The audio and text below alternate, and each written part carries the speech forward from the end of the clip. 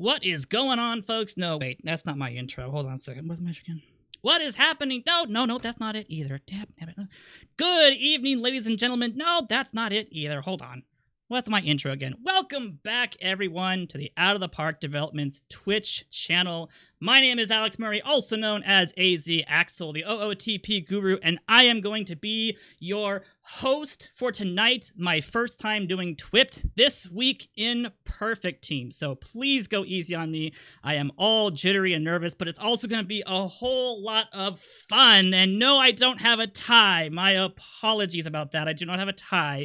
I am not as dapper as Dishnet is. But we do have a very cool set tonight for all you guys. We have our PTCS Champion set that we're going to be unveiling to all of you out there. And we also have a couple other cool little announcements and some house duties that we need to get out of the way as well. So, if you guys are all set for that, let's get started. Now, I wanted to also, before we jump right into this, I wanted to explain a little bit about our PTCS Championship set and what that is, because some of you may not actually remember what that is, so let's start there. Our PTCS, or our Perfect Team Championship Series card set, is the winners of last year's PTCS's, or Championship Series. That was our Open, our Silver, our Gold 1750 Cap, as well as our Low Diamond, Gold Series, and Bronze Series winners. So you can see them all on your screen right here. All of those were the winners from last year. They were given the option to submit their own custom card set, and that is what we are unveiling tonight. So the lovely folks at OOTP gave me a fantastic out for the day. This is not something that I made. This is not a content set from us. This is a content set from you, from all of you guys. So if you're not happy, just kidding. You guys are going to like all of these cards. I actually looked through all of them. They're actually very cool. There's a lot of cards in this set that are very, very personal, and you can see a lot of the comments that we got from why they submitted some of these cards. It's really cool to see just where they were coming from and some of the inspiration that brought about a lot of these cards. So I hope that you guys like these just as much as I did. Can we still blame you if we don't like it? Sure, fine. If you'd like to, you guys can still blame me if you want to, all right? I'll give you guys that as well. They gave me an out. I'm going to give you guys an out. Now, before we begin today's revealing of those, and we also have some limited edition cards to reveal as well, we need to talk about something that's happening right now. And that, if I can get back to my PowerPoint real fast here, is Perfect Leagues. A reminder again, as we'll do some of our house cleaning here at this point, Perfect League begins June 27th. So that means that after June 26th, when the playoffs are done, at the end of this week, you guys will be having all of the winners from the Diamond Leagues going to our very first week of Perfect League for PT23. So I hope you guys are as excited about that as I am. That means that this little trophy right here gets to go to somebody next Sunday, and that'll be our first one that we will be handing out across the next couple of, at this point, it'll be a couple of months at this point. So I hope that you guys are interested in how that's going to go. I hope you guys are getting your teams ready for that and shooting for the Diamond Leagues right now, so that way you guys can hopefully get around to joining the Perfect League as well. Yeah, don't ask me if I'm joining the Perfect League. That's not happening for a while. I'm still a ways away from Perfect League. I think my best team right now is in Gold, so may not be for a little while longer. On top of the Perfect Leagues being into PT mode starting next week, we also want to give you guys an update, or at least an announcement, that the game is on sale. We have joined the summer sale. This is normally what happens every single time around this year. Steam does their summer sale. We join them in participating in that. And the game right now, as you can see, is 50% off. That means it's only $19.99, excluding taxes, of course. So you can pick up the game on Steam, Epic Store, the Apple Mac Store, all our places, including our FastSpring online website, directly from us. You can get the game 50% off for $20. So I hope you guys, if you haven't gotten OOTP 23, now is an excellent time to go about and do just that. All right, on top of the 50% off sale, we also have two things that are happening tonight as well. We have started a perfect points sale, and we have added back in the Diamond, Historical, and Perfect packs. So if you were looking forward to a whole bunch of these really elite packs that you can buy, and the ability to get your perfect points at a discount, you absolutely can do that. Again, this is for 5 days only. So you'll have 5 days to be able to purchase any of these different types of packs that you see above me. Historical packs will guarantee you all of the cards being historical, as well as one of them being a gold pack or gold card. So that's a really good one if you're still trying to complete a whole bunch of the historical missions. The diamond packs will guarantee you a diamond card, and the perfect pack guarantees you a perfect card. So we have switched out the silver and gold packs for these 3 new ones. So we have 4 of these available in our shop now for packs. So this is, again, for 5 days only. All right, so you guys only have 5 days to be able to buy any of these that you would like to, and then they will go back to the archives or the vault, whatever we want to call it, Rich. On top of that, we also have, of course, our Perfect Points sale as well. This is up to 30% off of our Perfect Points in-game. That's our virtual currency. You can find that in our stores, as well as online at our shop on the FastSpring website as well. You can get up to 30% off for your Perfect Point purchases starting today, and again, only for 5 days. So you have a little under a week to be able to get all of those done. All right. Now, before we jump in, and I know I'm going really fast, my apologies. I like to just talk and run through stuff, but we do want to talk about the tournaments update. So we are working on getting the tournaments list and the leaderboard entered into the game for you guys to all be able to see. But we do want to give you guys the opportunity to be able to actually get an update tonight as well.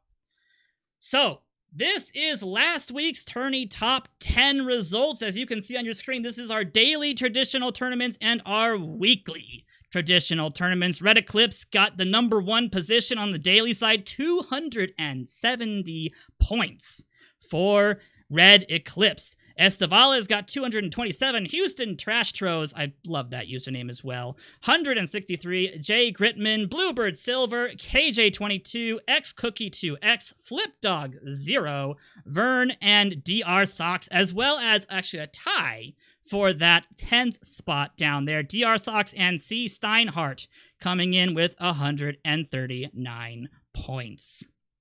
Why is Charles TBD? Is he not TBD? If he's not, then I will take that away.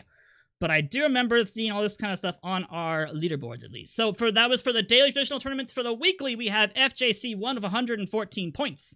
Snailman. Oh, it's supposed to be T. Is it? I thought I'd spell it correctly. There's going to be a couple different things that I am going to have misspelled incorrectly. So my apologies about that if it is incorrectly spelled. There. That's what it's supposed to say. There we go. Yes, get a professional in here. There we go.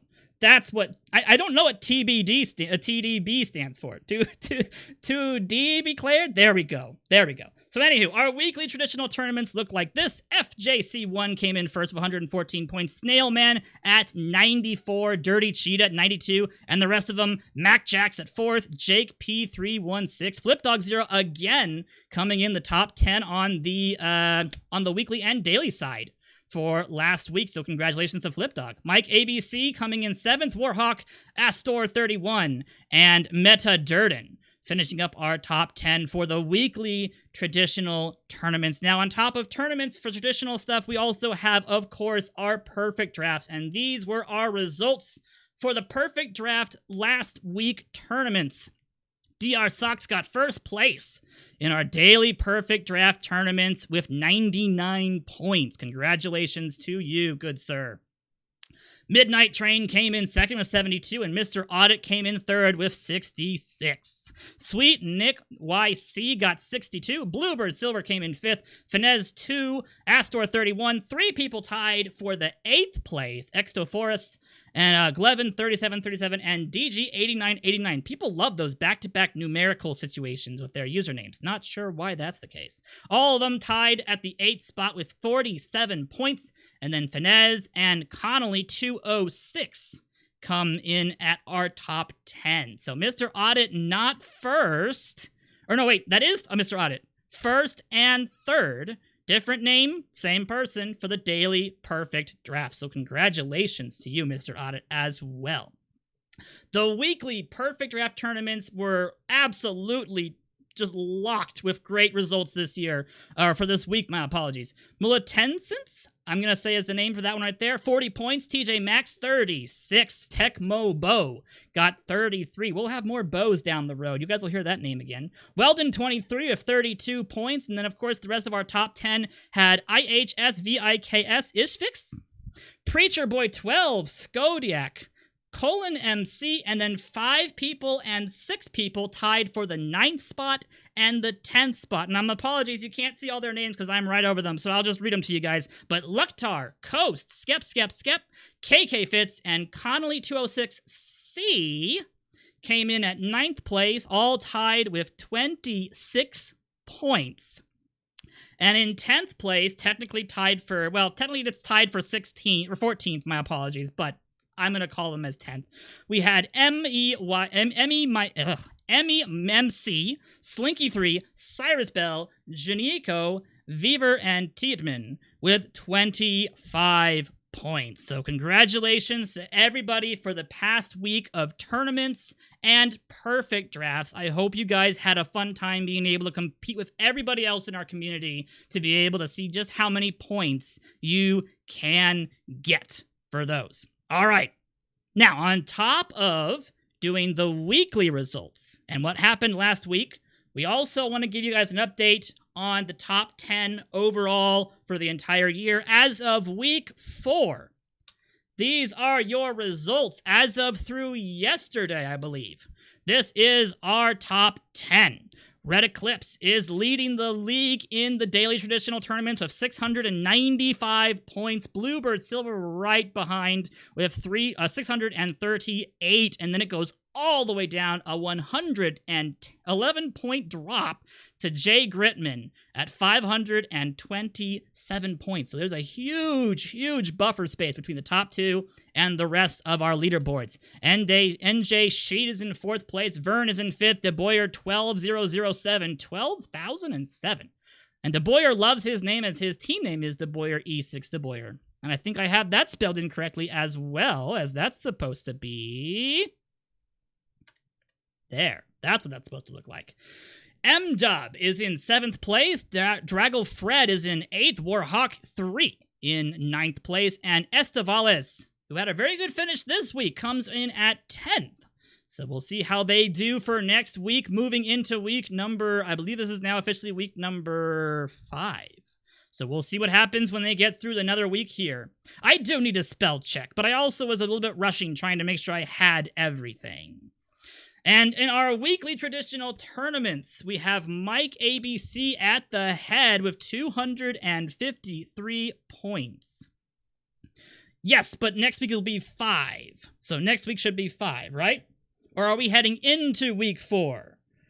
Is this the recap for up to week 4, or is this the recap for getting into week 4? That is the question. Mike holds the lead for our weekly traditional tournaments, 253 points. FJC1 is 2nd place, 216. Astor 31 is in 3rd place. Bahoots in 4th. Mac Jax is in 5th, my apologies. Bow 5 is in the 6th place spot. Mad Matt right behind them. Snailman, Warhawk, and my favorite username of all of the users in our list, Lock Robster, in 10th. This week is week 4, so we're going into... No, this is week 4, so this is up through almost all of week 4. We are moving into week 5. All right, good to know. So that is our traditional tournaments and all of our daily stuff for traditional tournaments. On top of that, we have, of course, our perfect draft tournaments as well. These are our results for week 4. Ladies and gentlemen, Sweet Nick YC holds the lead at 185 points. Dr. Socks, or DR Socks, 163. Preacher Boy, 143. So some very close fighting for the top 3 spots in the daily perfect draft tournaments. And I'm totally going to mess up this username right here, but Newt Momatu? Momatu. I do not know. I'm guessing it's Mewtwo? Mewtwo? 138 points coming in 4th. Bluebird Silver in the 5th spot. Sourdy 99 at 6th. Zagtastic at 7th, with Astor 31 coming in 8th. Stoli 314 coming in 9th. And Chicago Sox Fan, which is also just the She Sox Fan, at 10th place, with the Joe Creedy Fanship BFF. I wonder if we're going to hear that name again tonight. Oh, good grief. The weekly perfect draft tournaments results so far. Greasy Frankfurt coming in first. Frankfurt, Greasy Franks. Did I spell stuff incorrectly? More typos? Really? Me too, Mewtwo? Is that what it is? Okay. That makes more sense than what I had. But either way, our weekly traditional tournaments, I will fix that post-production, guys. Don't worry about that. If I took a shot every time Dish found an error in Belly broke my... Yeah, I agree, Ukraine. So it's unfortunately par for the course. Spelling is not our fortes. But Mike ABC holds the lead for our weekly traditional... Sorry, not Mike ABC. I'm looking at the wrong screen. Greasy Frankfurt holds the lead for our weekly perfect draft tournament of 72 points. Weldon 23 coming in 2nd. Danza in 3rd. Mike ABC not first. He's in 4th place for our weekly perfect draft tournaments. And Mule Tennis is in 5th. TJ Max in 6th. Bahooters is in 7th. And then we have 4 people tied in the technically 8th through 12th, or 8th through 11th spots, but I just count them as 8 at this point. Tecmo, Bo, Bajamin, MEMC, and Nopen, all with 45 points. And then right behind those 4, NY Sports Fan with 44 points, and Blue Cap 3113 with 42 points altogether. All right. So we've gotten through our tournaments. I hope you guys had a fun time reading through all those. I hope you guys are being able to enjoy those tournaments and perfect drafts. So you guys are being able to use those and get as many points as possible as we move forward with our weeks and as we shoot towards our tournaments down the road, where you guys can actually get some pretty good rewards for all of those. So if you are not aware of all of these tournament updates and you don't know what the points are for, you might want to go to our forums and look up our tournament details for our, I believe this is the PTCS, our championship series still at this point, or our replacement for the championship series for 23. You guys will want to look into it. You can earn points by playing any of the dailies, the daily and weekly perfect drafts and tournaments. So I hope you guys are being able to enjoy those and make some team themes, as well as some of those that are like bronze only, silver only. Have some fun. See what you can do with all of those. Now, we've rushed through all that because we have quite a decent amount of cards to talk about tonight. I am only at slide 11 of 34, and I am not going to run us into the 2-hour mark. So let's get started with some of our limited edition cards that we're going to be announcing for tonight. They will be in packs, and these are, again, limited edition. So we're going to be seeing a couple of 100 copy cards and a couple of 25 copy cards. All right, so let's get started with our first one of the evening, and it's going to be 1979 53 overall, representing the Oakland Athletics, Ricky Henderson. Ricky Henderson, 100 copies available, limited edition. Ricky Henderson, 1979. Ricky ended up batting .274, .338, so had quite a decent amount of walks to be able to help that OBP, and a .336 slugging percentage. .336. That was lower than his on-base percentage was his slugging percentage, all right? He had 1 homer for the year and 26 RBIs over the course of 89 games played, 33 stolen bases, 11 times caught stealing, so not exactly the most successful as he would be in the rest of his career. But a cool little note to put down for this one right here. That .336 slugging percentage would be the lowest in a full season of play until 2000. Where somebody had a .305. And if someone wants to look that up, what that .305 was, it was probably someone like David Eckstein. I'm just kidding, but it probably was. Either him or Craig Counsell, I could see that being the case. So, let's talk a little bit about Ricky Henderson. He's got a 63 BABIP, 5 power, so there's that lack of slugging percentage, unfortunately, but a 65 avoid K. And again, remember, this is a 53 overall card. So this is definitely going to be an excellent iron choice for a lot of iron onlys and a lot of cap tournaments. So you might be seeing this guy being played in those tournaments that have caps. All of those three result in a 57 contact rating, 51 gap power, 54 eye. Splits mostly pretty good, a little bit favoring the lefties with that 65 over 62 BABIP. The 73 over 63 avoid K could be a little bit too much for some people, but that's pretty close to what you're looking for from a right-handed hitter at this point. And then, of course, the rest of it, not too bad at all. Surprising, though, the eye is better against righties than lefties, so interesting.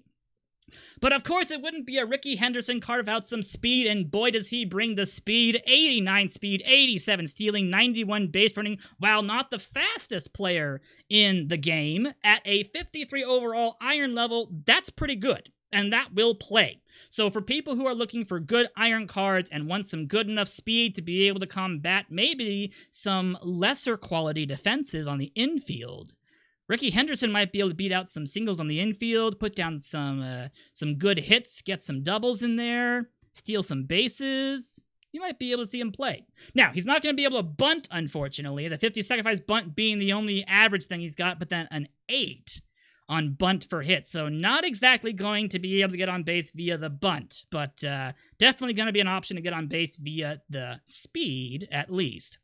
And last but not least, his fielding, which is actually quite impressive for an early version of Henderson. 88 in left field, 60 in center. That means he has a 75 range for the outfield, and a 55 error, and a 63 arm. And I really wish that he knew how to play right field, because he might actually be a fairly decent right fielder, but alas, he does not have right field eligibility. So it'll only be a center fielder, left fielder for all of you out there. All right. That is Ricky Henderson. I hope you guys like this card. I think it's actually going to be one of the better cards from the evening. Now, it could be one of the good cards for the evening at this point, but still a very good iron card for all of you out there who are trying to do cap tournaments and iron only, or bronze and below tournaments. So I hope you guys like this Ricky Henderson card, and I hope that you guys have a chance to be able to pull him, as again, he is a 1 of 100, or at least a 100 copy LE. All right? So let's move on. The next one we have a whole bunch of information about. This is one that was added last second to my list, and I had to do some research. Let's talk about a perfect card. All right? This is a 100 copy available perfect George Earnshaw, representing the Philadelphia Athletics for the majority of his career. This is a peak George Earnshaw card. And you guys can get one of these 100 available cards out there as we put them into packs tonight. Now, let's talk a little bit about this card. Let's first talk about the ratings and his statistics. He played from 1928 to 1936, and I had no clue who this person was, so of course I had to do some research. The joys of PT. You have to go and look people up you've never heard of before in your life. He almost did 2,000 innings pitched for 9 years of a career in the big leagues. He managed to strike out just over 1,000 people and had a 0.7 home run per 9 innings pitched, which is why we're going to talk about that movement in just a second here as well. In the second and third year of his career, 1929-1930, he had back-to-back World Series that he won with the Philadelphia Athletics. So he's a 2-time ring bearer, and in those 2 World Series, he had 5 games started, had a 3-1 record, 38.2 innings pitched, 36 strikeouts. So he doubled his K per 9 innings ratio in the playoffs when it mattered most, gave up 1 home run in those 5 playoff games, and had a 1.40 ERA in those playoff years. So he had a phenomenal start to his career. Unfortunately, George Earnshaw was not exactly the most healthiest player in the world. And he was also a little bit prone to be wild, as you can see from his 76 overall control. Not exactly the most control-heavy pitcher in the world, but that movement and stuff, the stuff at 90 and the movement 102, he could bring it. This guy was excellent on the mound, and he was fantastic at limiting hard-hit balls. So he was able to play for 9 years. So again, Very good movement and a fly ball pitcher to boot. So he's going to get you a lot of very weak pop-ups and fly balls. So if you're looking for a top 100s pitcher, this would be somebody that you could look at. Now, the control might scare some people, as I do see that in the chat as well. But for the movement and stuff that you're going to get from this pitcher, this is definitely going to be an elite pitcher to grab. So I expect this pitcher to be someone that people want, especially with the 95 stamina. So not only is he going to have very good ability to reduce a lot of hard hit balls, limiting homers, limiting hard hit doubles and triples, but he's also going to go a long time in a ball game. So I hope that you guys like this card. He's not going to hold runners very well. 32 on that hold runner is not very good. The fastball, curveball, changeup combination, pretty routine at this point. Some actually reported from articles that I read that he may have had one of the very first circle changes ever to be kind of quote-unquote created in MLB, as it was very similar to what Pedro Martinez threw, as what people have talked about. But again, this was 1920s, 1930s, so that's all hearsay. But that was what was reported at this point. Now, he also is known to be a little bit of a decent hitter, hence the reason why we have his contact information and his batting ratings here. 38 contact, not exactly much on the power, but if you ever wanted to have a pinch hitter and you only had pitchers, George would be your option. Now, one tidbit about George Earnshaw that is not listed on this page, and I wanted to bring it up really fast. This is really cool. Now, he led the league, the American League, in wins in 1929. When he was 41 years old, he retired in 1936 from baseball, and he ended up in 1941, in July, he went into military service. He actually joined the Navy. He was based out of the Jacksonville Naval Air Station, first as an assistant personal officer, and later got upgraded to a permanent officer of the day. He coached the 1942 Air Station baseball team to a record of 35 wins and 12 losses, so he was a decent coach too. This would actually preview a later stage in his career where he would become the coach of the Philadelphia Athletics in 1949 and 1950. Now, he was in World War II around that time, and in March 1943, he actually requested sea duty and served as a gunnery officer aboard the aircraft carrier USS Yorktown in the Pacific Coast Theater during World War II. He ended up becoming a lieutenant commander, receiving a special citation for, and I'm going to paraphrase here, performance of outstanding service as gunnery officer of a United States aircraft carrier with exceptional ability and judgment and commendable calmness, he controlled and directed effective anti-aircraft fire against 3 fast, low-flying enemy torpedo planes and contributed directly in saving his ship from serious damage. He was awarded the Naval Commendation Medal. He remained in service after the war. He was assigned to the aircraft carrier Princeton and ended up leaving active duty in the summer of 1947 with the rank of commander. Now, if you don't know naval rankings, that is very high. That is right below captain and right below admiral. So he was a high-ranking naval officer at the end of his career as a service member. So congratulations to George, to his family, and everyone else who is supporting him. So really cool little tidbit about him. And I think we've talked enough about George at this point. But either way, 100 copies of a perfect limited edition George Earnshaw will be in packs later tonight. All right.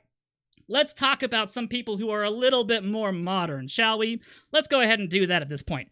So let's go ahead and talk about 1997 Dan Wilson, a 25-copy LE requested by FTP Skep 3. This card is going to be good. Now, I know that a lot of people were a little sad that the catcher ability might have gotten a little bit nerfed for PT23, but Dan Wilson's here to represent, okay? And we're going to talk about the elephant in the room in a second. Now, in 1997, Dan had a 270 batting average, 326 OBP, 423 slugging percentage, 15 home runs, 74 RBIs, and 96 on his OPS plus, so not exactly the best hitting ability. But that's not why you're getting this card. You're getting this card for the bunting. Duh. You're getting this card for the 95 stack bunt and the 78 bunt. No, wait, that's not right. Anywho, 48 Babbitt, 58 power, 74 avoid Ks, 59 contact being the result of all three of those. 70 gap power, which means he'll be able to hit quite a few extra base hits, and a 46 eye means that as a catcher, not too shabby. It doesn't actually would play very well. And you're definitely going to enjoy this card for his defense. So let's go ahead and talk about the defense. Again, the splits for him, a little bit all over the place. Better on the avoid K and power versus lefties. Better on the gap power versus righties. But you're probably going to be having him be backed up by somebody else anyways. So always have a good backup catcher. He'll be a good either front catcher for you, probably because of the catcher ability, or a good backup. So let's talk a little bit about that defense, shall we? 101 catching ability and an 89 catcher arm. That is impressive. That is going to be such a good positive influence on your pitching staff, as well as a way to throw out base stealers. So Dan Wilson, 108 on the catcher rating for the position. Now, if you don't remember, we had an Ivan Rodriguez last week. Does anybody remember what the catcher rating for Ivan was last week? Because I know what it was. It was a 110. So Dan Wilson, not a 100, but a 108 with better catching ability than Pudge. So just throwing that out there for all you guys. Just throwing that out there. The speed, not exactly going to be that good, 21. The 80 stealing, though, is actually going to mean that when he does steal, he's actually going to be more successful. He knows when to steal. He's just not going to do it that much, all right? 50 base running means he's going to be average in regards to that. But again, sacrifice bunting. Bunting for hit. That's why you guys want him anyways. That's why you're getting him. Dan Wilson, 1997, catcher representing the Seattle Mariners, a 25 copy limited edition card, will be in packs right after we're done here tonight. All right, let's talk about the last limited edition card we have for tonight. Another 25 copy card, and it's going to be 2018 Freddie Freeman, requested by Lethargy.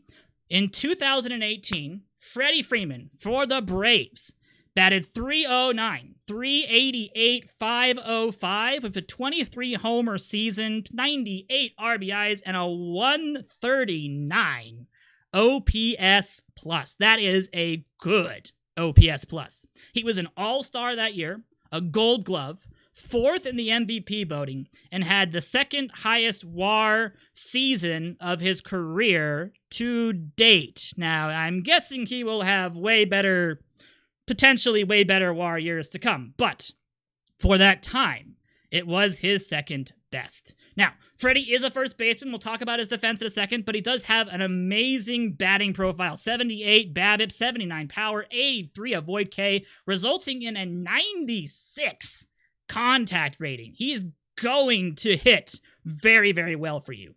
91 gap power means he's going to convert a lot of singles into doubles, triples potentially. His eye of 75, while some might consider that average, it's still pretty good. It's still going to get you quite a good amount of walks. Now, the split result is a little harsher. The BABIP is about the same, but you see that power from 69 to 83. The avoid K is 75 to 86. The contact goes 87 to 98, and then that gap power, 76 to 96 for the gap power. So he definitely is going to enjoy right-handed pitching way more than left-handed pitching. But he still is favorable for lefties as well. I would have no problem playing him at first base against either or.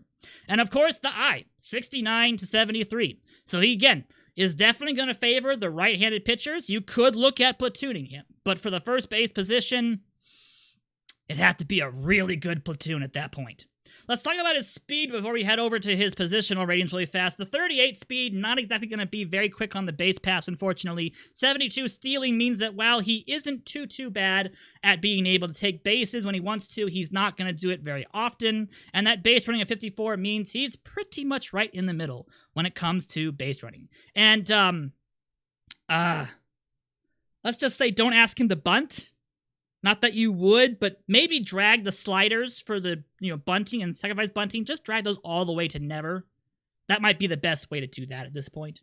His defense is phenomenal, hence the gold glove for the season. He has a 97 overall rated first base ability. That means he has, of course, the 51 range, 67 air, which is fantastic for a first baseman, 43 arm, 42 turn double play, and as somebody mentioned in chat, he is 6'5" height. So he is tall, and that is why he's got that 97 first base ability. All right? So, 99 overall, 2018 first baseman representing the Atlanta Braves, Freddie Freeman, will be in packs starting very soon. All right, so that is our limited edition cards for the evening, ladies and gentlemen. Let's move on. If I can move on here to our Perfect Team Championship Series card set. I hope you guys are excited for this. Again, we have our courtesy people here on the screen. These are all of the users that were able to allow us to do this. They were the ones that gave us all of these names, and we picked and chose the best, I believe, to be able to put your guys' way. But these are all from them. So I hope that you guys see some of the insight into some of the picks, as well as some of the personal stories that come with some of them. And we're also going to have a cool little game about one of them that isn't totally a mistake on our end, but we'll take a look at that down the road. All right, let's get started, shall we? Let's start off with two back-to-back cards that are going to be, I'm not going to call them meme picks, but they're definitely ones that have been requested by a couple different people in regards to being an option in PT mode. So let's start with 2008 third baseman representing the Chicago White Sox, Joe Crede. Gabagoo Luigi is the one who requested this card at this point. Congratulations. The comment in regards to Joe Crede, no special reason, but this was the year he made the All-Star team. So congratulations, guys. You've asked for it for a long time. Everybody wanted Crede, and Joe Crede is here to stay. 66 overall, bronze third baseman. For the season of 2008, he had 97 games played. He batted .248, .314, .460. And he had 17 home runs, 55 RBIs, and he was an all-star. For Joe Crape? That's the joke. There you go. Thank you, Gabagoo. Yes, this is Joe Crape. Also known as Joe Crede to the rest of chat at this point. Joe's got a 49 BABIP, 65 power, 81 avoid K to go along with all that being combined to result in a 64 contact rating, 66 gap power, and a 50 I rating. So the split's a little bit in favor, to an extent, in the categories for versus lefties, although that power surprisingly in against the righties. So very interesting little splits right there. Speed, not going to really be a very great speed demon on the base paths, unfortunately. Only 19 speed, 30 stealing, 41 base running. And please, please don't ask Joe to bunt. Just don't do it. Don't do it. Just trust me, don't do it. 5 and 5 for the sack bunt and bunt for hit, regretfully. Now, he is a third baseman. He has a 69 overall rating at third base. Nice. And he has a 64 infield range, 66 air, 78 arm, and a 61 turn double play. He is not eligible to learn any other positions, but I can definitely see this card being picked for a potential bronze-only tournament, or potentially in a perfect draft if you haven't gotten your third baseman by the bronze levels. This could actually be a very interesting option for perfect team. Perfect draft. All right. Let's move on to our next selection. Another one that was highly requested and sought after. This is going to be 67 overall, representing the New York Mets from 1999, a shortstop, Ray Ordonez. Snapshot Ray Ordonez from 1999. Another one from Gabagoo Luigi.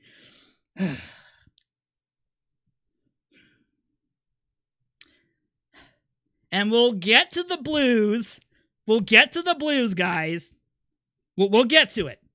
1999, Ray Ordonez batted .258, .319, .317 for the season. So again, another person who didn't have very good slugging, but definitely had a little bit better of an on-base ability. He had 1 homer for the season, 80 RBIs, and a Gold Glove at shortstop. So this is definitely going to be an interesting pickup for some people in terms of a bronze shortstop. He had a 57, his quote, Luigi, said, "I was just young enough to miss the best of Ozzie Smith, so this was the closest I experienced to that." So congratulations. I would have loved to have watched Ray Ordonez play. I had to watch Tony Womack and Stephen Drew. Do you know how many Gold Gloves those two have? Pretty sure the answer is 0. Pretty sure it's 0. Although I did watch Jay Bell play, so he had a few. Ray Ordonez is going to be a 57 overall BABIP player, 4 power, so again, not going to hit the ball out of the park that often, but the 80 avoid K. Coming out of left field to play shortstop, that 80 avoid K, definitely going to be something that people are going to love right there. That all results in a 56 contact rating. He does also have 50 gap power and a 51 eye. Now, he is a little, just ever so slightly, split to right-handed pitchers. But for a bronze defensive shortstop, this is phenomenal. This will definitely play. You don't need power from a defensive shortstop. You're here for his glove, and you're here for potentially him getting on base. And that's all you want from him. So let's talk about his speed, and then we'll jump into the fun part. His speed is 34, stealing 67, base running 54. Again, another person who's not exactly going to be stealing lots of bases. Could maybe get you a couple over the course of a regular season, but you probably aren't going to be running that much with Ray Ordonez. He could put down a bunt maybe every single second Sunday of the month, so probably also going to be limiting his bunting, but he does have a 45 sack bunt, 37 bunt for hit. Now, let's talk about the defense. He has a 97 overall shortstop position rating. That is fantastic. What's even better is the combination of range and error, and I'll explain why in a second here. He has 90 range, 105 error, 78 arm, and you might scoff at that for a second, but hold your horses, I'll explain why, and an 88 turn double play. Now, the priority for shortstops in OOTP is range. You need to be able to get to the ball. What you don't want to see in a shortstop is them to be able to get to the ball and throw the ball into the stands. All right? So that 105 air combination with the 90 range is a perfect blend. You don't even have to worry so much about the 78 arm. Because while that arm means that he won't be able to make as many plays as, say, a person who has the arm, the error means he's not going to throw the ball away. So instead of basically throwing the ball away with someone who has low error, he's going to hold on to the ball and not cause problems. So you love to see a high range, high error shortstop. While you would love to see some more arm to back that up, this is still perfectly fine. This is still perfectly fine for a shortstop. And you love to see that 105 air. That is fantastic. All right, that is 67 overall, Ray Ordonez. He will be in packs at the end of this evening. All right, let's move on to the next person on our list, and that is going to be representing the Cincinnati Reds from 1981, requested by F. DePino, Tom Seaver. Tom Seaver, a Hardware Heroes pitcher at this point. 1981 had a 14-2 record, 2.54 ERA, a 4.7 K per 9 innings pitched. So not exactly going to be striking a lot of people out, represented by the stuff on this card. And that 3.6 walks per 9 innings pitched, not going to at least be the best in the world as a control pitcher, as represented by the 47 control. But he was second in the Cy Young Award race that year, and the comment from the submitter was, need more pitching on the list, plus he is Tom terrific. So We got to have him at this point. So 1981, Tom Seaver's in, 66 stuff, 84 movement. You gotta love that movement. That's a great movement for a pitcher right there. 47 control. He has the fastball, slider, curveball, changeup, sinker combination, so definitely getting that sinker ball to get movement, resulting in lots of weak contact. That fastball at 78, very, very good. The slider, just good enough, 53. The curveball and changeup could use a little bit of work at this point. But again, Tom Seaver down the road had a much better period of time. And he has had better seasons at this point. But 98 stamina. That is fantastic. Because that means that if you have to have Tom Seaver pitch, he's at least going to go 6 innings. He's going to go a long time. And with that movement, you're going to love having him on the mound. Lots of opportunities for your defense to be able to improve his overall ability by having weak hit balls result into outs. All right? 95 to 97 miles per hour in the velocity, not a ground ball or a fly ball tendency pitcher, so he's going to be right dab smack in the middle of both of those. That's perfectly fine for him. And he also has a little bit of hitting. He can get a little bit of that bat worked up at this point. 35 on the contact, 32 power. The eye up there at 61, sacrifice bunting, 42. Not exactly going to be the bunter you're looking for from a pitcher, but at this point, you're probably having a DH anyways. So, no worries there. Oh, and one last little thing. Careful of that hold runners. He's got 8. So be careful about that. All right. Let's talk about the next card on this list.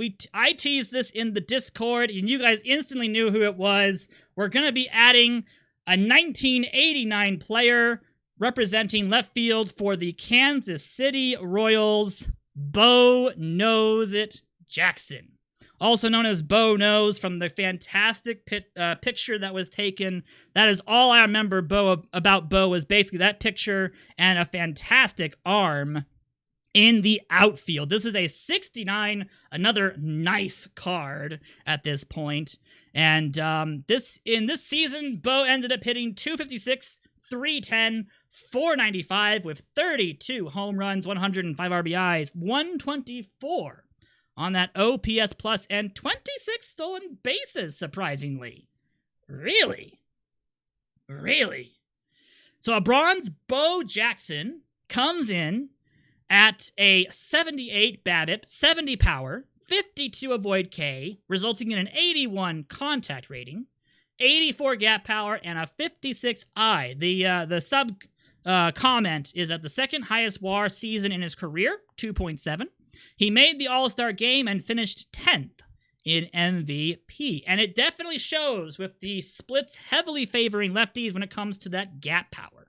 Bo definitely knew how to hit against lefties. So the splits are pretty even all the way down until, again, that gap power. So you're going to see some really good performances from Bo against lefties and righties. His speed is decent. He almost has 60 speed. He's at 58, 73 on the stealing, and the base running at 45. So while he could do a little bit of stealing, you might want to have a little bit of a conservative approach to his stealing ability. And then again, another person, you don't want to bunt.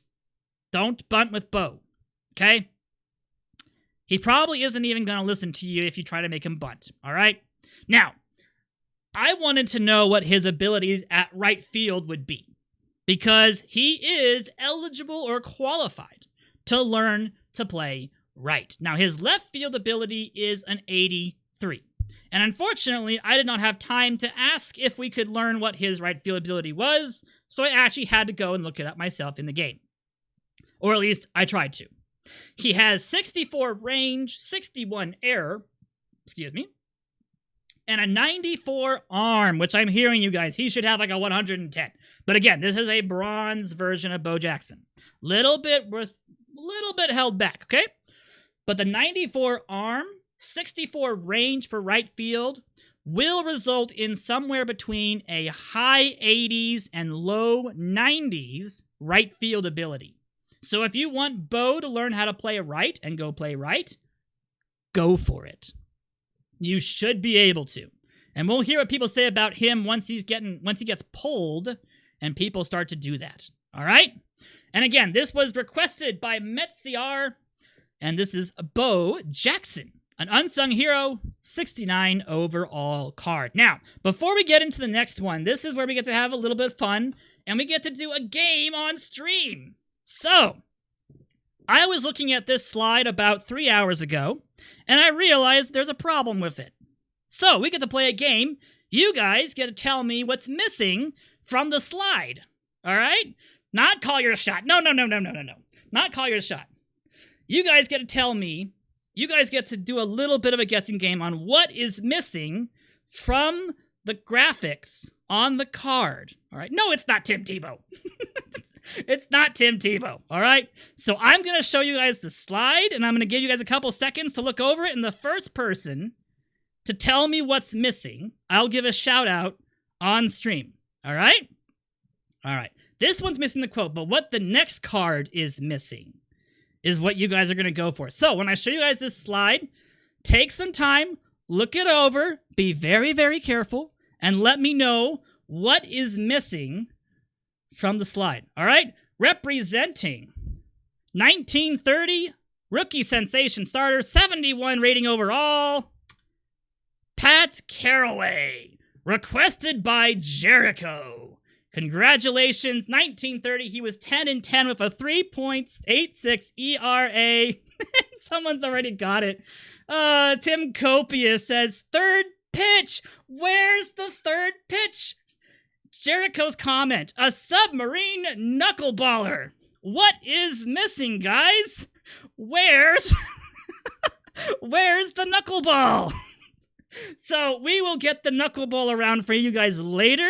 It probably is the exact same thing that happened last week where we missed a knuckleball as well. We will get the knuckleball. I will post it right over my face for the YouTube video so you guys know exactly what his knuckleball rating is. And we will get that added to this Pete Caraway graphic. All right? We will do it. So he is missing, I believe, at least I think he's missing a knuckleball. He should be missing somewhere in the range of a 50 to 60 knuckleball pitch. So the comment by Jericho, submarine knuckleballer, exclamation mark. Starting pitcher, 1930 was his rookie year. Grab that one. So we did. 1930, rookie sensation, Pat Caraway, 71 overall rating, representing Chicago.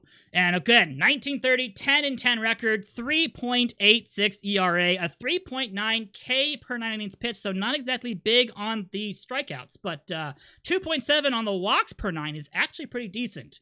And he had a 1.19 ERA plus, so not a bad rookie season for Pat Caraway. That results in a 64 stuff rating. Now, he is extremely split heavy compared to some of the other pitchers we have out there. 77 stuff versus lefties versus the 60 against righties. So I hope you guys watch out for that with Pat Caraway at this point.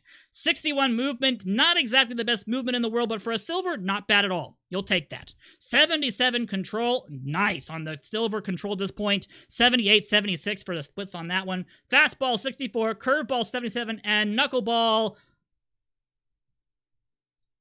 there. And of course, he's a fly ball pitcher, 88 to 90 on the miles per hour, a 92 stamina, and a 65 hold runner's ability. So not a bad card. Not a lot of weaknesses for this Pat Caraway card. You should have quite a lot of fun playing this low silver card in different types of places. Now, he does have a little bit of hitting represented up on the screen right here. 23 contact, 1 power. 27 eye, and a sack bunt of 30. All right. So that is our fun little game for the day. Pat Caraway is going to be in with the packs starting in about, pretty soon here at this point. We got to get a move on too. We're at slide 23, guys. We're about halfway there. We'll get done real soon. Let's move on to our next one. Another submission from Jericho at this point. This time a 72 overall pitcher. This one's going to be Jack Warhop. 1914 starter represented by Jericho. The comments he has for this guy right here is he did give up Babe Ruth's first 2 major league homers. So, of course, we have to immortalize that a little bit.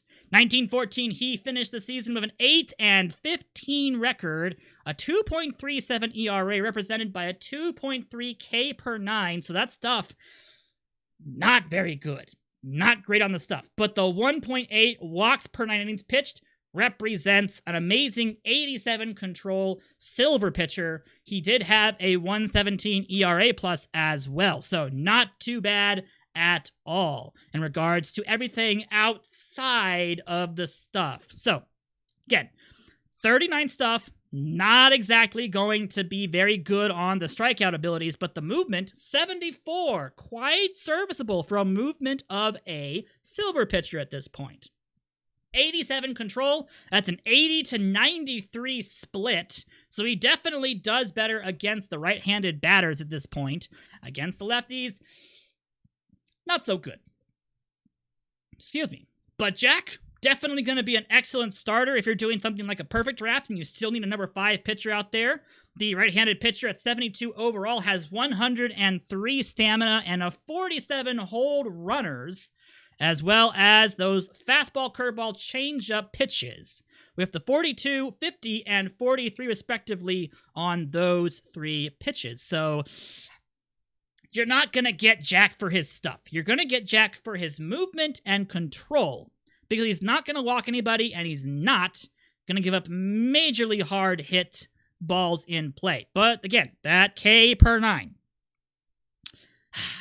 it's going to be hard. It's going to be hard. So, Jack Warhop in the game, starting very, very soon here. He will be in packs requested by Jericho. I've actually liked both of these requests by Jericho. I think they're actually very, very cool. They're older ones. They're definitely ones you've never heard of before, and they've got some interesting backstory about why he wanted them in the game. So, I like both of them. 73 overall rating is going to be our next card. It's going to be representing the Kansas City Royals from left field in 1972. Submitted by F. DePino, it is Lou Piniella. Lou Piniella has joined the game, and look at these hitting abilities, guys. Lou is here in 1972. He batted .312, .356, .441 for his splits. He had 11 home runs, 72 RBIs, 33 doubles. And he was, in fact, an all-star. Hardware Heroes Lou Piniella joins our game. He is qualified to learn right field, will play left for most of his time. That 82 BABIP, 48 power, 80 avoid Ks results in an 86 contact rating, 70 gap power, and a 25 I. So he's not going to walk very much. In fact, I would say he not walks at all. His speed is only 23, stealing 74, and base running 59, so he's not really going to steal a whole lot, but when he does, he will be, of course, somewhat successful when he does that. But the reason you're getting Lou Piniella is definitely for his BABIP, his avoid K, and that results in a good combination of getting on base, putting the ball in play, and then having 70 gap power to be able to produce a lot of extra base hits, hence the 33 doubles up on top of the screen. F. DePino's comment about this sweet Lou was a Yankee favorite and great at throwing bases in a tantrum. Agreed. This is a very good 73 overall silver card. Now, we do need to talk about one thing, and that is his splits. He has no problems with the BABIP on his splits, but that avoid K is very different. 67 to 84, and then it flip-flops for the gap power, 73 to 69.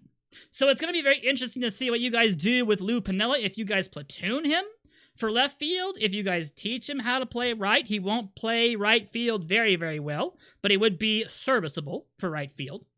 Are you guys going to just let him go straight on to left field and play against both lefties and righties? It's going to be up to you guys to decide about that. But Lou Piniella is going to be in our game in packs tonight. Moving on, we're going to have a submission from Seagram, another 73 silver player at this point, and that is going to be representing the Minnesota Twins from 1996, second baseman all-star Chuck Knobloch. Chuck Knobloch enters the scene, the 73 overall silver player in 1996, had a .341 average, 448 on base percentage, and a 517 slugging. 13 home runs, 72 RBIs, 14 triples, 143 on the OPS plus, which means you know he's going to have some good batting abilities. And he was involved in the All-Star game. Seagram's comment, I would love to have him throw the ball into the stands when I posted against him. Oh, good grief. Chuck brings hitting. Absolutely brings a good bat. 82 BABIP, 40 power, 74 avoid Ks, 82 contact from all three of those, and of course the 87 gap power, which is actually really good. For a player like Chuck, this is perfect. 68 I, not too bad either. He will get some walks in there. But let's talk a little bit about why that gap power is so good. All right? Because I know a lot of you out there are like, oh, the gap power is not that important. You know, that's the one rating that it could be a 0 and it wouldn't be a problem. So, here's the problem with that. I love seeing contact single second baseman. You have your Luis Arias. You have your David Ecksteins. But having a person who can take almost half of their singles, well, not half, but about a third of their singles, and convert them into extra base hits gives me all the flexibility in my lineup. Having a person who can put the ball in play and get on base of an 82 BABIP, check, that's good. Having somebody who avoids striking out, 74, check, that's good. Having somebody who can do some walks with a 68 I, that's good. But being able to convert those singles into doubles with not only 87 gap power, but base running, that base running number, 89 base running means not only is he going to get doubles, he's going to convert singles into doubles with that 89 base running, and he's going to convert doubles into triples with that gap power and base running. So not only are you getting a good contact second baseman, who isn't exactly going to be a Gold Glover at second base, but this guy is going to get you so many extra base hits. Put him second in your lineup. Put somebody on base who's fast in front of him. Let him hit the ball after him. And you're going to see so many runs scored in your games with Chuck Knobloch batting second. Now, is he going to beat the higher perfect second basemen out there? Probably not. But if you're doing a silver tournament, if you're doing anything with perfect draft, Chuck Knobloch needs to be on your radar. Because this card right here is very good. All right, let's wrap it up on Chuck Knobloch now. 76 speed, 84 stealing, 89 base running. Again, fantastic across the board. He's going to be successful in stolen bases. He's not going to steal a whole bunch. He's no Ricky Henderson at this point, but he definitely is going to have the base running ability to be able to do a good job. Not only that, guys, he bunts for hits. This Chuck Knobloch, basically, he gets on base. This is the perfect meme player. He gets on base. He just does. So if you really want a good number 1, number 2 hitter, Chuck Knobloch, this card right here might be just what you're looking for at this point. 64 second base ability, 57 on that range, 79 on the air means he's also not going to give you very many errors. Now, he doesn't need a whole lot of arm. 38's a little low, but for second base, that's not a problem. Not a problem at all. And the turn double play, 64 on that, perfectly designed for second base. Yes, Brad Pitt would have loved this guy. In fact, I'm surprised they didn't get him. I'm absolutely surprised they didn't get Chuck Knobloch, because this card, this would have been perfect for the Oakland A's, and it'll be perfect for your team if you're doing something like a silver tournament or you're doing a perfect draft and you haven't gotten your second baseman yet. This card should be up on your radar. All right? All right, let's move on. Now, this guy's last name, I actually had to look it up because it is different than I thought it was going to be pronounced. Representing, you guys love the Kansas City Royals. What is it with you guys in the Kansas City Royals today? Anywho, Metzer, another submission from the Kansas City Royals. This is going to be a peak card. 76 overall, Kevin Seitzer. I said it right, Seitzer. Kevin Seitzer, third base peak player from the Kansas City Royals, a career hitter of 295, 375, 404, 74 home runs, 613 on the RBIs list, and a 28.8 batting WAR. Played for Kansas City, Milwaukee, Cleveland, Oakland. He was second in the Rookie of the Year voting in 1987. And this is a pretty decent card. Now, I know a lot of people are going to try to compare this to like Dawn Money and a bunch of other stuff, but this is also a silver card. So there's going to be some competition for this guy in terms of being able to get some playtime. 73 overall in the BABIP, 44 power, 86 on that Avoid K. That is very nice. Results in an 80 contact rating. 79 gap power means, again, you're going to see a lot of balls in play, resulting in doubles and triples potentially. And he's very good against lefties. And the eye of 73. So let's talk a little bit about the lefty split. Now, he is extremely split heavy when it comes to everything but the BABIP.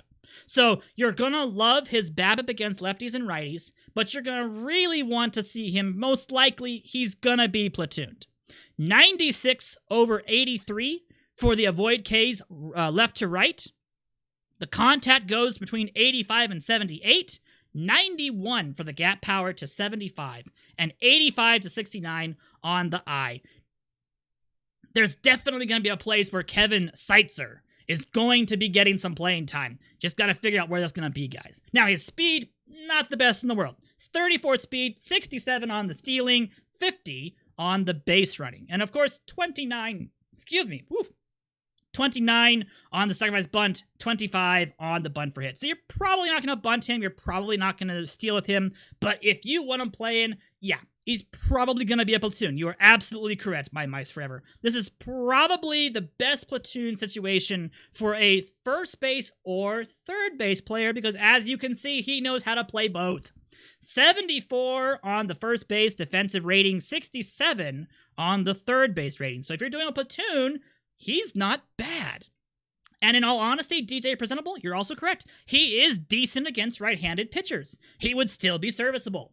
And you love to see the dual ability around the corners of the infield. First base, third base, great combination runabout there. 58 on that infield range, 74 on the air, 77 on the arm, and a turn double play of 57. So this is a card that I could also see some very good playing time with if you have a particular situation where he would excel. So, Metzer, another great submission here with a 76 overall, Kevin Seitzer.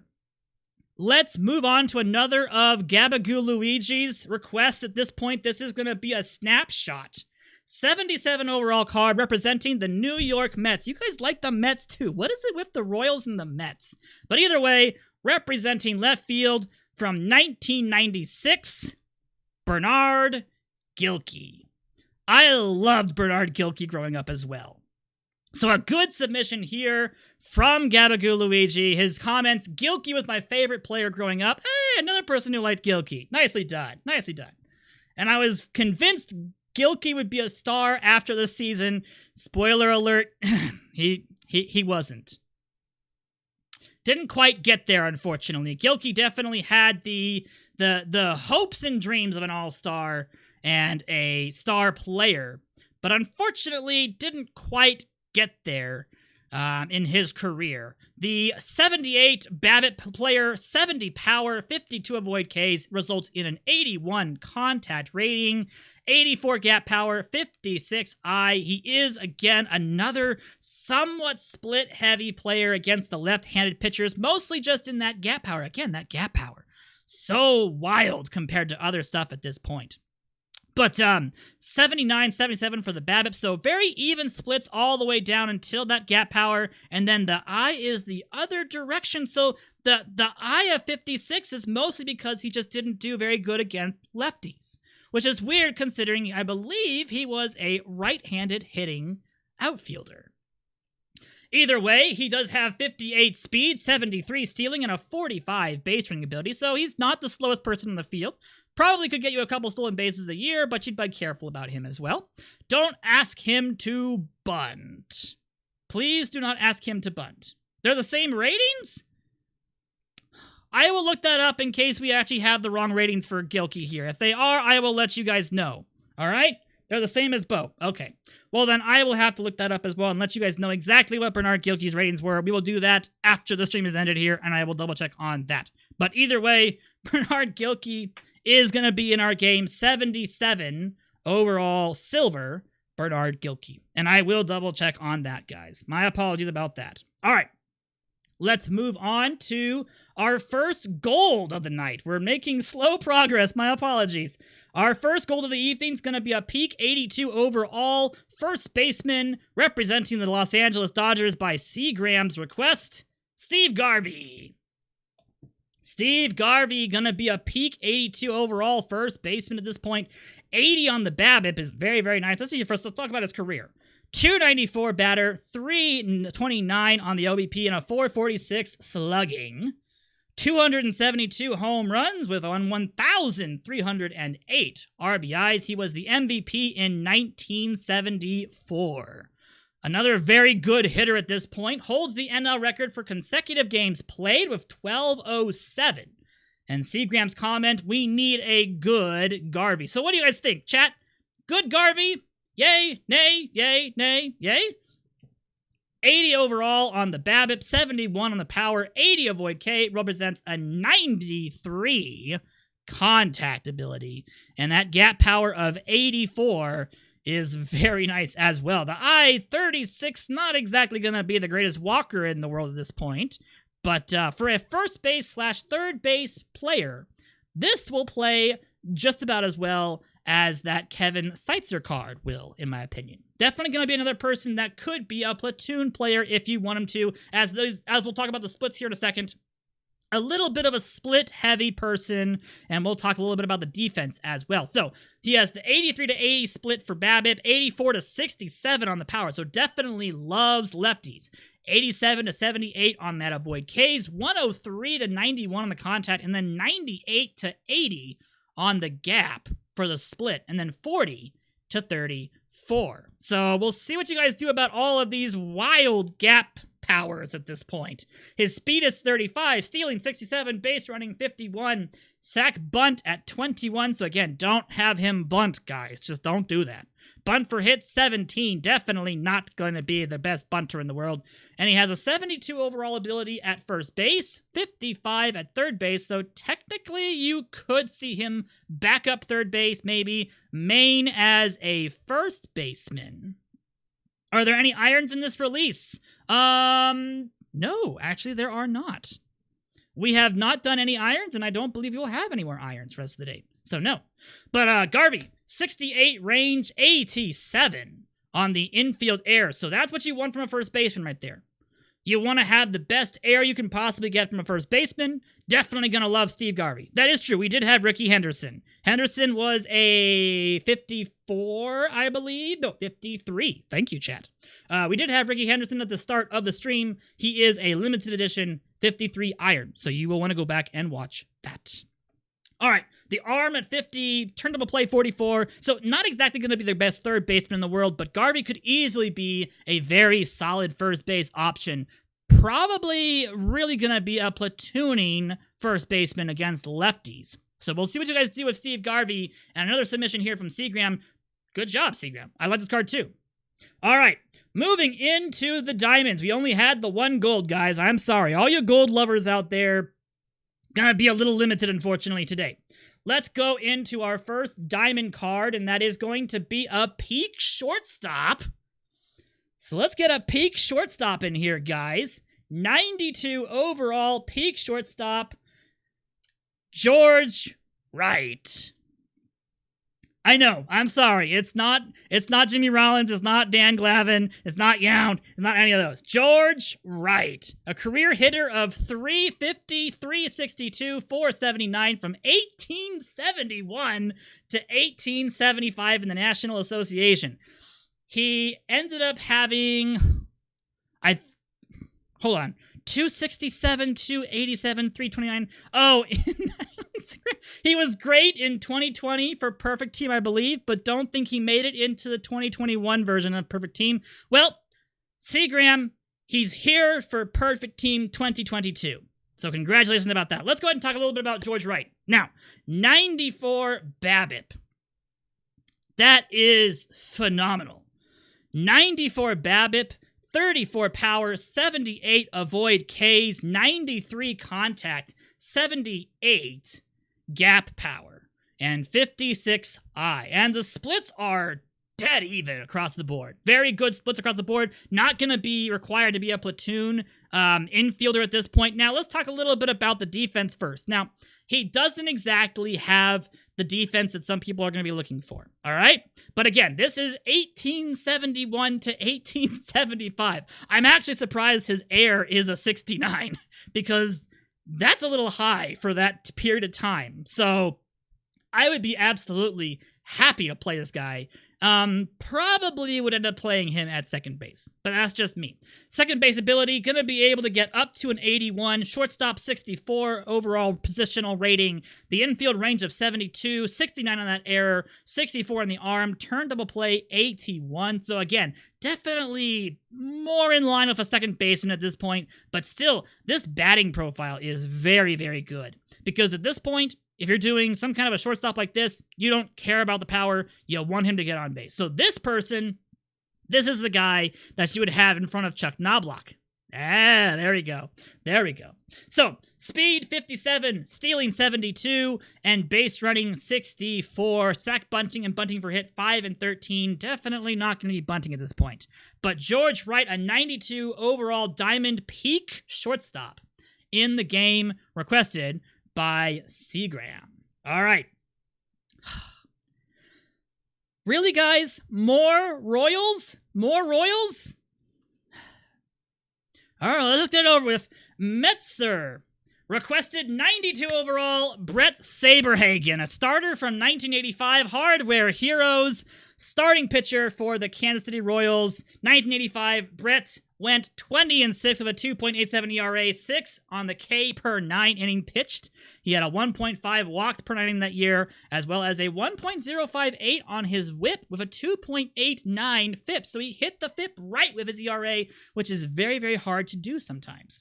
He has 72 on the stuff. My apologies, forgot the second line. He won the Cy Young Award twice, 1985 and 1989. We chose the 1985 version. He finished 10th in the MVP, by the way, in 1985. All right? 72 stuff right across the board. Splits very even on that. The movement of 68, still serviceable at this point. And the control of 89 is very nice as well. Definitely going to be loving all the different stuff he has and brings to the table. Plus, you got to love the 100 stamina. That means that he's going to be able to bring a quality outing every single time for a long time. So Brett Saberhagen, very, very good in regards to that control and stamina combination. Now, he's a neutral ground ball, fly ball pitcher, so he's not going to be favoring one or the other. 13 on the hold runner, so again, be careful of people on base, but that control is going to help limit people getting on base in the first place. So good combination right there. 76 on the fastball, 63 on the slider, 79 on the curveball, and a 39 changeup to boot. He's going to have a little bit of hitting, 6, 12, 19, and 5 for the contact, power, eye, and sack bunt, so don't have him hit, is all I'm going to say about that. All right. Now, this next card, we actually had 3 people request this card. It's another Kansas City Royals player. It's another Kansas City Royals pitcher. So let me introduce to you guys the peak 94 overall, Dan Quisenberry. Quisenberry joins the fray as a closing pitcher at this point. For his career, he had 674 games, a 2.76 ERA, 244 saves. He had a 57.7 ground ball percentage from 1988 to 1990. And the comment was, perfect team can always use more submariners. And that, he is one of them. The 52 stuff closing pitcher, not exactly going to be able to get a lot of strikeouts at this point, but the 44 to 59 stuff means he also is a little bit favorable towards the right-handed batters. The 104 movement with extreme ground ball, that's going to be great. A lot of people are going to love the 104 movement paired up with the extreme ground ball. And if you really want to, and if you want to go ham on the splits on this guy, make him be a reliever just against righties. 117 movement with extreme ground ball against right-handed batters. Oh, he's not giving up any home runs, and he'll give up a few, okay? It is perfect team. He'll give up a couple. But this guy will limit lots of hard hit balls. And the control, 102. Another great combination for a reliever. He's not going to let people get on base, which is good because his whole runner is a 6. So you're definitely going to want to have all of that control go into effect, and a little bit tighter on the splits for the control, 96 and 108. So a little bit better against lefties in terms of the control. Now, he does have the curveball, changeup, sinker, and knuckle curve as his arsenal for perfect team. And that sinker of 73 is definitely going to be his out pitch. That is really going to be a very nice quality pitch for a closer that's going to be all about control and movement. So I hope you guys enjoy this card as well. A 94 overall peak Dan Quisenberry, requested again by 3 different people over the course of our submissions period at this point. All right. And yes, he does have 24 stamina. I do not know why not 25. I don't know. Next up on our list is going to be a submission request by Jericho. And it's a son of a former baseball player. And it's going to be, I'm going to say this correctly, Louis Tiant. Louis Tiant, nickname El Tiante. Requested by Jericho. This is the 1968 95 overall starting pitcher. And this is a good card as well. Hardware Heroes representing Cleveland from 1968. And in that season, he had a 21-9 record, a 1.60 ERA, and a 0.871 whip. The All-Star Game awarded pitcher finished 5th in MVP voting for the year. He led the league that year in ERA, FIP, hits per 9 innings pitched, and his ERA plus this season. ERA plus and ERA plus, and in that season he had a 9.2 K per 9 innings pitched. So this is a quality card as well, and you guys are going to definitely love that stuff. Now, yes, you are correct. The extreme fly ball, somewhat questionable movement is going to be a little tough to swallow for some people, but that stuff of 96, ooh, that's going to be good. That's going to be very, very good at this point. So 96 stuff, 63 movement, 73 control, and again, extreme fly ball, 90 to 92, 107 on the stamina, 83 on the hold runners, the fastball, slider, curveball, changeup combination, very, very good. And again, this is a son of a former player, also known as Louis Tiant. His dad pitched in the 20s and all the way until the 1940s. So this is actually the son of the person, I believe. I don't know if Louis Tiant Jr., which is who we're seeing right here, I don't know if he was born in Cuba just like his dad. He might have been. I didn't look that up. But I do know that his father played. So if you have a father-son theme team, this works in that. All right. Jericho submitted this one. He does have a little bit of hitting we can talk about as well. I guess 15, 1, 1, and 66 on the sacrifice bunt. So he can actually put down the bunt if needed. So another good submission here from Jericho. Very happy about this card. This should be a whole lot of fun. And some people might be able to take this card, even with that low-ish movement. But you're definitely going to love the 107 stamina and even the 83 hold runners. Definitely going to be a very good one altogether. All right. We hit our last card for the evening. Our last card for the evening, ladies and gentlemen. This is going to be a perfect card. So we do have one 100 card left to display for all of you. This was submitted by F. DePino. It's going to be a center fielder card. Center fielder card representing the Detroit Tigers. It's going to be a peak card. And it's going to be Chet Lemon. Career 273, 355, 442, 215 home runs, 884 RBIs, and a 121 OPS plus.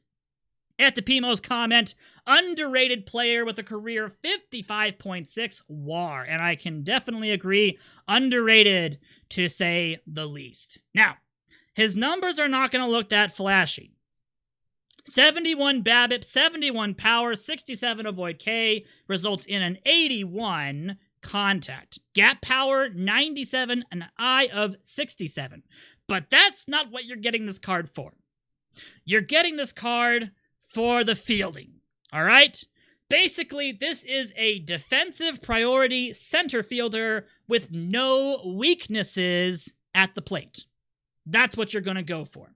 This guy can walk a little bit, he can hit a little bit, he can hit for power a little bit, and he's definitely going to hit for gap power. So you're going to love this guy across the board. He's not going to strike out too often, and you're going to love the defense that he brings, especially with the flexibility to play both center field and right field. All right? So let's talk about the defense. 96 in center, 106 over in right. That means he has a 93 overall outfield range, a 100 error, and a 74 arm. All right? Chet Lemon, not a bad card. Are there going to be better cards? Yes, there's going to be better cards than this. But at this point, I would take this. I would personally take this card. You put this card second, again, similar situation where they give me, of all people, a lot of the gap power submitted cards. But again, you put this card second, he gives you great center field, right field flexibility, you get a whole bunch of gap power ability, you put somebody speedy in front of him, put a slugger behind him, boom, there you go. Great chance to be able to get runs every single day. 33 speed, 59 stealing, 46 base running, not the best. So he's not exactly going to be a speed demon. You're not going to see him steal any bases yet, but you're definitely going to love the abilities he brings across the board. 49 sacrifice bunt and 45 bunt for hit. Again, you're probably not going to have him bunt anyways, but he might be able to lay one down if you need him to desperately in a situation where you have to get a run. So, Chet Lemon, submitted by F. DePino, a peak 100 card, is going to be in packs starting very, very soon. And that, ladies and gentlemen, is going to be our submissions for tonight. So you can see all of them up here on your screens. Steve Garvey, Bo Jackson, Brett Saberhagen, Chet Lemon, Chuck Knobloch, Dan Quisenberry, George Wright, Jack Warhop, Joe Crepe, Kevin Seitzer, Lou Pinella, Louis Tiant, Pat Caraway, who's missing the knuckleball, Ray Ardonia, Steve Garvey, and Tom Seaver. I hope you guys enjoyed a bunch of these different cards. I hope that you guys are thinking about different ways that you can play these in different situations, especially in a bunch of the silver tournaments, which is where I think a lot of these are actually going to be most used at this point. Are we getting new missions tonight? No, I'm afraid not. But let me just talk a little bit for a quick second before they cut me off. Maybe next week? Next week might be important, guys. Just gonna say. Next week, you know what they say? All that glitters is... No, not gold, diamond. Good grief. Anyways, thank you so much for watching, everybody. This has been Alex Murray for the This Week in Perfect team. And we will be seeing you all next week for another episode. This was episode 160, our PTCS champion set. I hope you guys have a great rest of your evenings. I will talk to you all very, very soon. Bye-bye.